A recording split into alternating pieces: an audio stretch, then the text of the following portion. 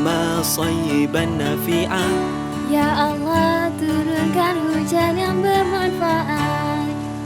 Amin. Tangkap dia.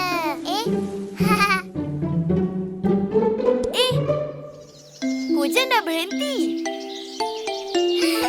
Yeay! Mama, Papa, kami main kat luar ya? Tunggu kejap. Ha? Nah, Jaket dan boot hujan? supaya Omar dan Hana tak kotor. Allah kan suka kebersihan. Oh, okey Mama.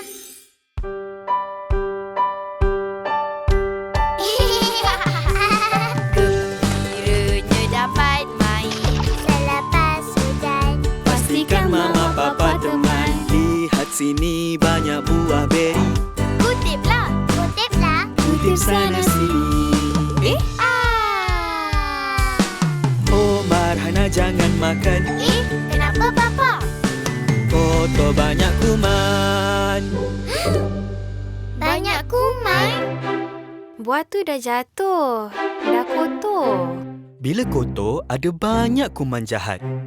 Boleh buat Omar dan Hana sakit. Sakit?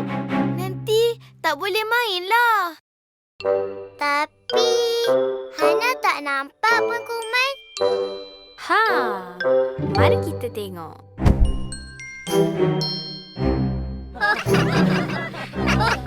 Saya akan buat awak sakit. Sakit.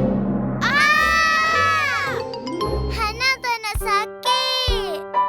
Kalau tak nak sakit, kita mesti bersihkan kotoran. Jagalah. Jaga kebersihan. Untuk buang kekotoran sebelum makan. Cuci sampai bersih dan bilas. Wah, bersihnya. Mestilah. Allah kan suka kebersihan.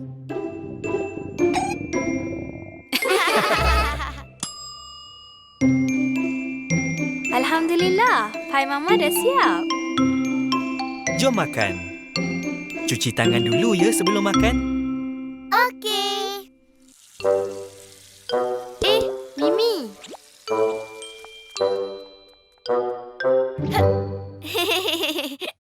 Omar, Hana, mari makan. Okey, Papa.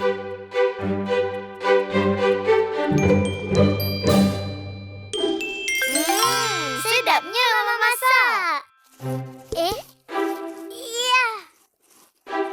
Biar Abang Omar tolong. Bagus tau makan buah. Barulah sihat. Bila sihat, boleh main. Nah, Hana, makanlah lagi.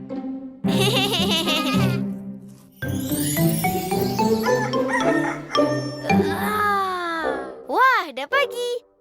Hana, jom main. Ha?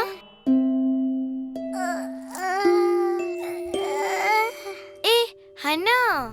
Mama, Papa. Omar, Hana,